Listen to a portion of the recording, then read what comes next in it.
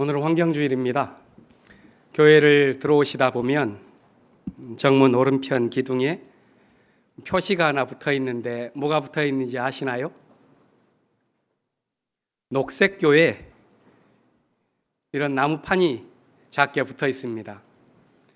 2009년에 환경운동을 주관하는 한국교회 대표적인 두 기관이 우리 교회를 녹색교회로 선정해서 그것을 주었습니다.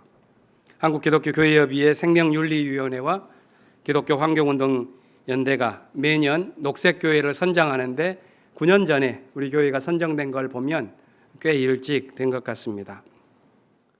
우리 교회가 생명환경위원회를 구성하여 활동하고 있는데 농촌을 돕고 또 자연을 사랑하면서 일하는 여러 마음들이 함께 움직이고 있습니다. 그것에 대해서 감사합니다. 금년 환경주일에는 플라스틱 사용을 줄이자 하는 안내를 하고 있습니다. 플라스틱의 문제에 대해서는 우리가 잘 알고 있는 편에 속합니다. 분해가 되는데 수백 년이 걸리기 때문에 아무리 잘게 부서져서 눈에 보이지 않더라도 그 해악은 어떤 방식으로든 돌아다닙니다. 특히 해양으로 방출되는 플라스틱의 문제는 심각합니다. 해마다 약 1천만 톤에 해당하는 플라스틱이 해양으로 누출되고 그것이 해양 생태계를 교란할 뿐만이 아니라 결국에는 자연의 역습이 되어서 인간에게 그 후과가 돌아옵니다. 플라스틱을 먹이로 착각해서 먹고 사망하는 고래가 전체 사망률의 56%에 이른다고 하니까 우리들이 자연스럽게 살아가고 있는 생활의 방식이 어떤 의미에서는 지구 생태계의 죄악이 되고 있다는 말이 결코 과장이 아닌 듯합니다. 다행스럽게도 점차 생태적 삶을 지향하는 사람들이 많아집니다. 소비 문명에 길들여진 우리들의 생각과 삶의 방식이 변해야 한다고 느끼는 것입니다. 우리 교회도 문 앞에 달린 녹색교회라는 이름에 걸맞는 생태적인 영성에 기초한 활동들이 많아질 수 있기를 기대합니다. 생태적인 삶이란 관계성에 대한 인식에서 출발합니다. 환경이 나와 분리되어 있지 않고 나와 환경이 하나의 생태계를 이루면서 서로 영향을 주고받는다는 것을 아는 생각이 그것입니다. 이 깨달음에 이르기까지 근대는 참으로 오랜 시간을 보내야 했습니다. 근대 자본주의가 추구해온 문명이 개발주의와 소비주의로 실패했다는 사실에 대한 반성이 그 깨달음에 담겨 있습니다.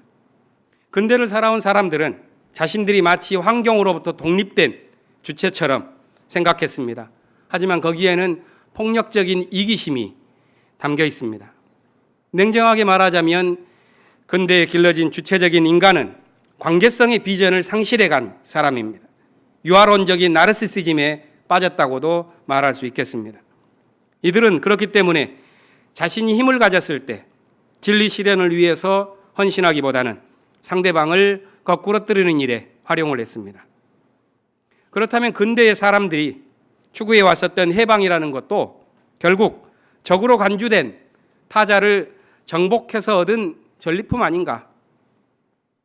그것은 공동체 유기적 관계를 파괴한 후에 남은 부산물에 불과한 것은 아닌가 하는 반성도 생겨날 수가 있는 것이죠. 개인으로 보자면 무언가를 획득했을지 모르지만 공동체를 본다면 그것은 파괴입니다. 바로 이런 사실에 눈뜬 것이 생태적인 감수성이요, 종교로 말한다면 생태 영성이라고 말하겠습니다. 이런 생태운동은 이전 시기의 사회 변혁운동이나 종교적인 삶의 방식에 커다란 도전이 되고 있습니다. 생태 영성을 가진 신앙인, 오늘 우리가 생각해 볼 주제가 바로 그것입니다. 우리가 생태 영성을 갖고 움직인다면 어떤 신앙을 살아갈 수가 있겠는가? 그것은 공동체 안에서 관계성을 통해서 해방을 함께 나누는 삶을 살아가겠다는 목표를 가진 종교정신이라고 봅니다. 생태 영성이 기독교 신앙에 뿌리내리기 시작하면서 얻게 된 소득 중에 하나는 이전까지의 기독교 신앙이 사실상 자폐 구조에 빠져 있었다는 것입니다. 이전의 기독교회는 이 세상이 왜 어두울까? 그것은 교회가 가르치는 것을 이 세상이 외면하기 때문이다, 이렇게 생각했습니다. 그러나 생태신학은 바로 그 지점을 신랄하게 비판합니다.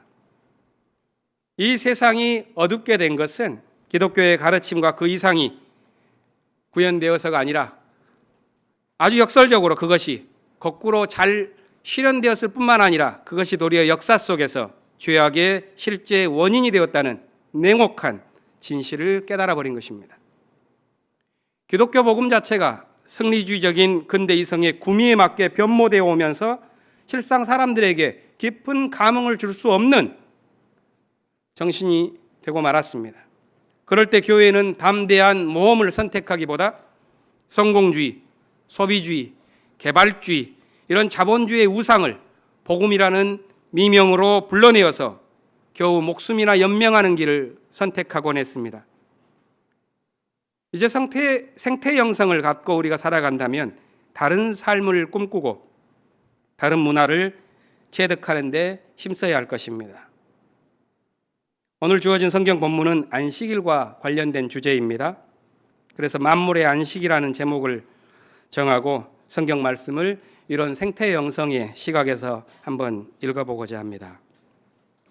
신명기서 본문은 10계명 가운데 네 번째 계명, 안식일을 거룩하게 지키라는 계명입니다. 이 계명을 위한 유대교의 안식일 규정은 엄격하죠. 글자로 기록된 율법인 오경에는 안식일법의 세부 사항이 나오지 않지만 구전율법인 채록한 책인 미시나에는 안식일에 해서는 안 되는 행위를 39가지의 범주로 자세히 나눈 규정이 있습니다. 분명히 이 책을 만든 바리새파 사람들은 자신들의 종교 영성을 기존에 있었던 율법에 대한 충실성에서 찾았던 것이 분명합니다. 그런데 이 바리새인과의 경쟁 속에서 형성된 기독교의 영성은 이와는 다릅니다. 율법 조항에 대한 충실성보다는 그 율법이 작동하고 있는 사회적인 맥락과 상황을 주목합니다. 오늘 읽은 마가복음 본문에서 예수님께서는 안식일 법보다도 사람이 더 중요하지 않냐 하고 묻고 있습니다. 충실성보다는 감수성에 방점을 뒀다고 할까요? 종교 영성의 거처를 기성율법에 대한 충실에서 찾기보다는 다가오는 시대, 다가오는 나라에 대한 민감한 느낌에서 구하고 있다는 말입니다.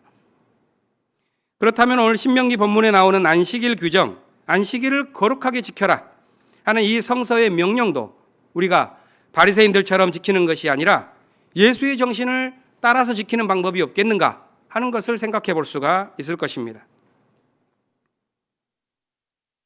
안식일을 거룩하게 지키라는 이 명령은 1차적으로는 쉬라는 말입니다. 12절에서 거룩으로 번역된 히브리어 카다시, 이것은 거룩한 구분을 의미합니다. 그러니까 거룩하게 지키라는 말은 엄숙한 마음으로 일상의 흐름을 끊고 안식을 취하라는 말입니다. 이 쉼이 왜 거룩할까요?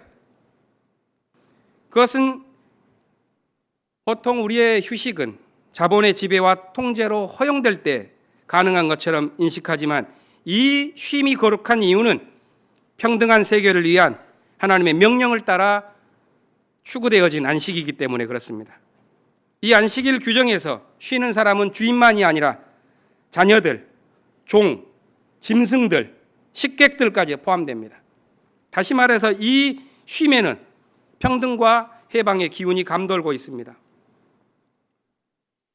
이렇게 평등한 안식을 해야 한 이유가 본문 15절에 나옵니다.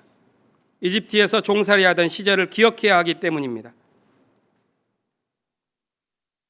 그렇다면 안식일을 거룩하게 지키라고 하는 이 규정의 실제 의미는 안식일에 아무것도 하지 말라 하는 명령이라기보다는 일상생활을 하는 동안 놓치고 있었던 보다 중요한 것을 기억해라 하는 말이 되겠죠.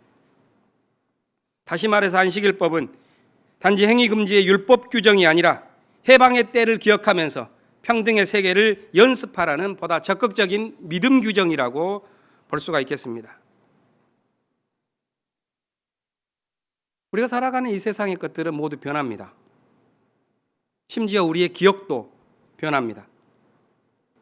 종살이를 했던 그 실제의 때는 분명히 아픔과 고통의 시기였을 것입니다. 그런데 해방을 맞은 상황에서 다시 소급된 과거의 아픔의 기억은 고통이라기보다는 은총에 속합니다. 오늘 본문에서도 기억되는 것은 구원의 때에 있었던 하나님의 은총입니다. 15절은 하나님이 강한 손과 편 팔로 너희를 거기에서 인도하여 내셨음을 기억해라, 이렇게 말합니다. 이 말은 히브리인들의 피동적인 구원에 대한 서술이 아니라 이 세계에 담겨 있는 하나님의 은총의 실상에 대한 묘사입니다. 우리가 살아가는 이 세계의 겉모습은 절망적일 때가 많습니다. 종교는 특히 이 세상의 편만에 있는 이 절망감과 씨름합니다. 그 씨름을 진행하는 믿음은 겨자씨처럼 작은 곳에서 자라나고 있는 하나님의 나라가 어디에 있는가를 보고자 하고, 이 땅에서 하늘의 은총이 꿈틀거리면서 사랑이 승리할 수 있는 길이 어디에 있는가를 찾고자 합니다. 그것은 보이지 않는 증거를 이미 자기 안에 담는 믿음입니다. 십계명의 네 번째 안식일 규정은 그렇기 때문에 이 바리새적 행동주의 규범이 아니라 은총의 세계를 향한 모험적 믿음의 삶을 촉구하는 것입니다. 안식일을 거룩하게 지키라는 말은 우리의 일상을 지배하는 이 세속의 질서를 접고 은총의 세계에 속한 경험이 너희 삶에 있게 하라 하는 말씀입니다. 이런 안식일의 정신은 인간들만의 잔치가 아니라 만물의 안식을 통한 우주의 평화까지 꿈꾸고 있다는 사실을 우리가 환경주일에 기억하는 것이 좋겠습니다.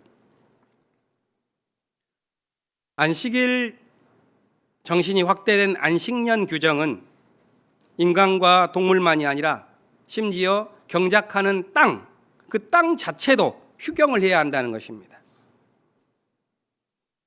그렇다면 만물이 안식하며 평화를 누린다는 그 세계를 우리의 삶에서 실험해야 한다는, 바로 그것이 안식일에 대한 규정에서 우리가 오늘의 해석으로 가장 먼저 생각해 봐야 할 점입니다. 로마 제국이 지배하던 시대의 예수 정신을 삶에서 실험한 사람 가운데 바울이 있습니다. 그가 고린도 교회에 보낸 두 번째 편지인 오늘 본문을 보면 예수를 따르는 삶이 무엇인지를 보게 됩니다. 예수를 따른 삶이란 무엇일까? 그건 눈에 보이는 삶의 질서와는 다른 삶입니다. 그렇기 때문에 그 삶은 역설적인 삶입니다. 역설적인 삶이란 무엇인가? 그것은 형식 논리가 지배하지 못하는 삶입니다.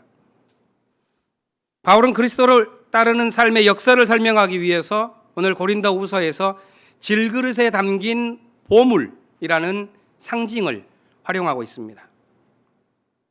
형식 논리가 지배하는 삶은 질그릇에는 천한 것을 담지 보물을 담지 않습니다. 흙수저는 흙수저의 삶을, 금수저는 금수저의 삶을 산다는 논리입니다. 세속의 논리고 지배의 논리고 자본의 논리입니다. 그 논리를 따를 때 우리는 갈등을 하고 대결을 합니다. 현실을 살려면 반드시 따라야만 한다는 그런 논리처럼 보이지만 실제 믿음의 눈으로 보면 그것은 한낱 관념에 불과한 것입니다. 왜냐하면 우리가 살아가는 이 세계의 실상은 하나님의 은총이 깃들어 있는 세계이기 때문에 그렇습니다. 역설의 논리를 따르는 삶은 질그릇에 보물을 담는 삶입니다. 우리의 현실은 분명히 시대의 무게를 안고 고투하는 힘겨운 삶입니다. 그러나 바울의 표현대로라면 바로 거기에 하나님의 영광을 아는 지식의 빛이 담겨 있습니다. 이런 역설적인 구조를 가진 생명세계에 대한 인식이 우리 가운데 있을 때 현실의 지배 구조를 털어내는 해방의 정신이 튀어나오고 과거의 어둠을 물리치는 화해와 믿음의 논리가 생동하게 되는 것입니다. 그것이 은총이 머물고 있는 우리가 살아가는 이 세계의 실상을 증언하는 실제 철학입니다. 종교 영성이라는 게 무엇일까? 영성이라는 게 무엇일까요? 그건 세계를 무슨 눈으로 볼 것인가 하는 문제입니다. 이 세계를 어떤 눈으로 볼 것인가에 따라서 이 세상에서 무엇을 향해 살아갈 것인가가 결정됩니다. 영성이 삶을 이끈다는 말은 바로 그 말입니다.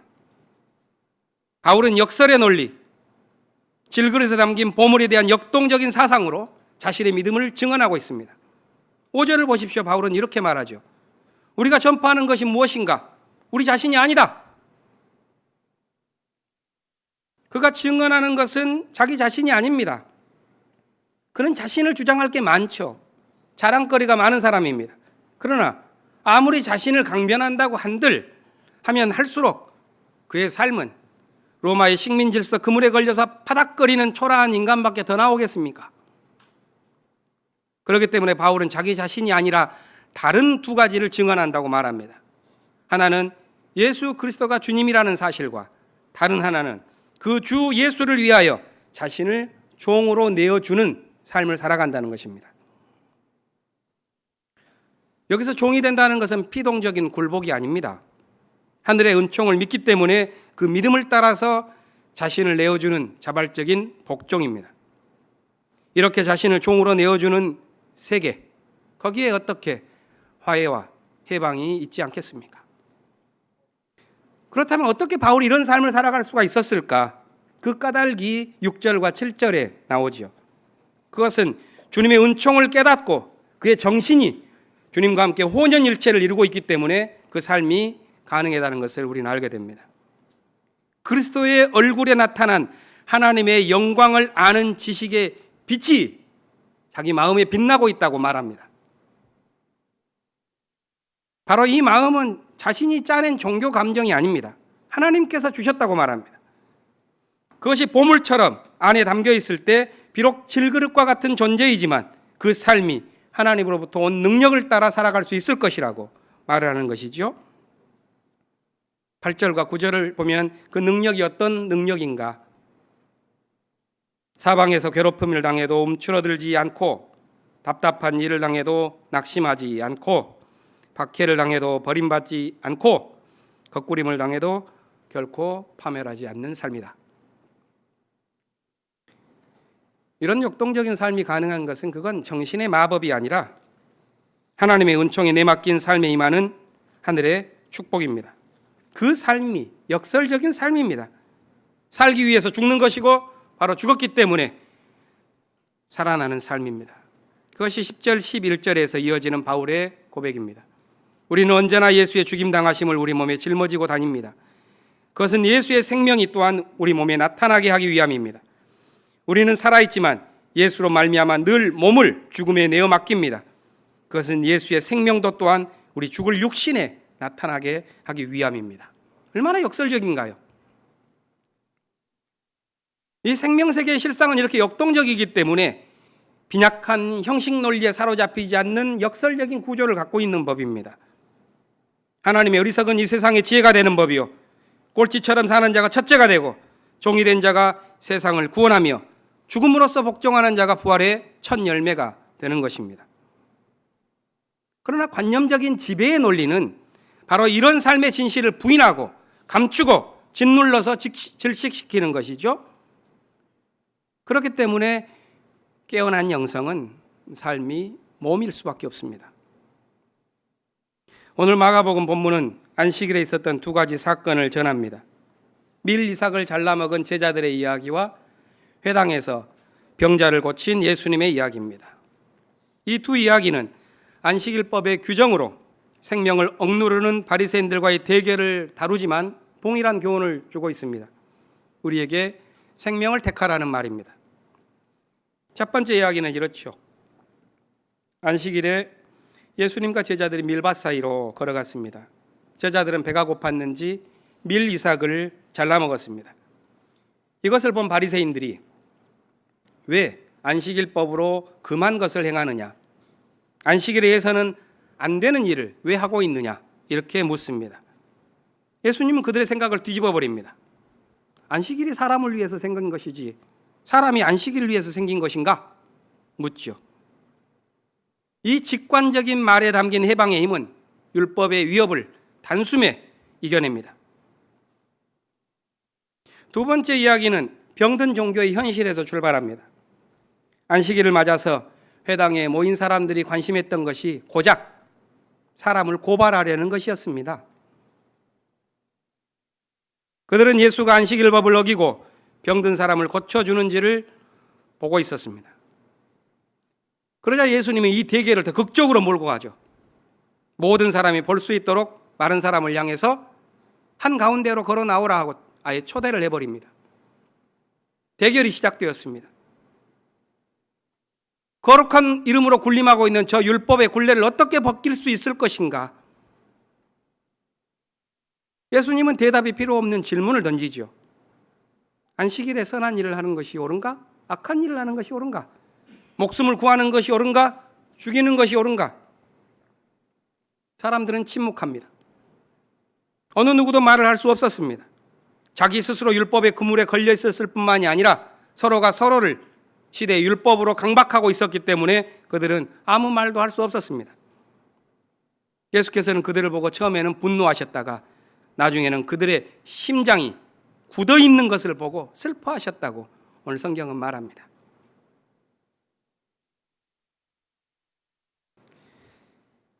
이 율법에 묶여 있는 침묵, 그 침묵이 억압적 질서의 공범이 된 그 세계를 치유하는 해결책이 어디에 있을까?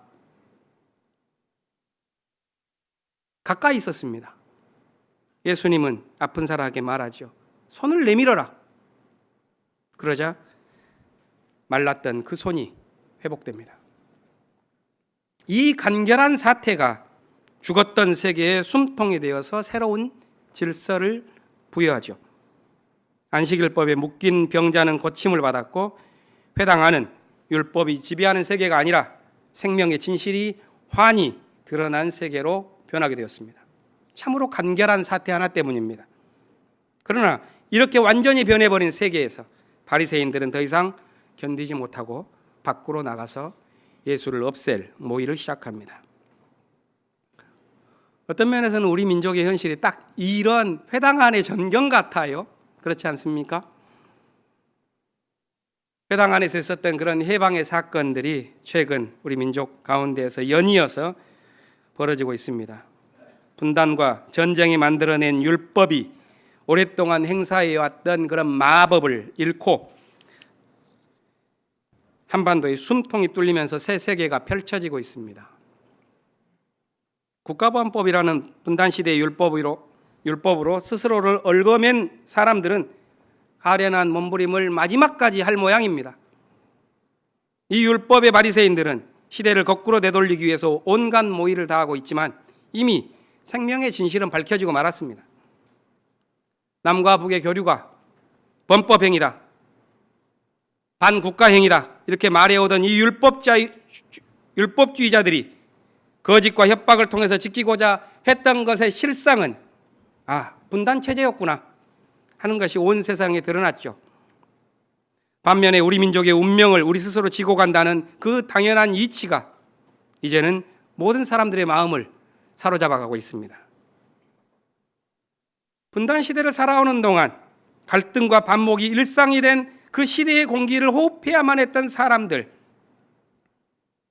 그렇기 때문에 늘 불안해야만 했고 안식을 잃어버렸던 사람들, 그들이 이제 서슴없이 평화를 그려내고 새 삶을 꿈꾸고 말하고 있습니다. 하나님과 연결된 생명의 담대한 능력을 고백했었던 바울의 노래가 우리 민족의 심정을 대변하는 것 같습니다. 이제 우리는 사방에서 괴롭힘을 당해도 움츠러들지 않으며 답답한 일을 당해도 낙심하지 않으며 박해를 당해도 버림받지 않으며 거꾸러뜨림을 당해도 파멸하지 않을 것입니다. 70년 동안 서로 다른 체제 속에 살아온 남과 북이 대립과 갈등을 뛰어넘는 새로운 문명을 만들어야 할 새로운 시대적 과제 앞에 서 있습니다. 그리고 남과 북이 이루어 나아가는 이 평화의 물결이 온 세계로 퍼져나가면서 인류를 짓누르고 있었던 수많은 낡은 율법들, 그것들이 더 이상 우리가 살아가는 이 세계를 농단할 수 없기를 우리는 희망하고 있는 것입니다. 함석헌 선생님이 60년 전인 1959년에 쓴 글이 있는데 그 제목이 새 삶의 길입니다.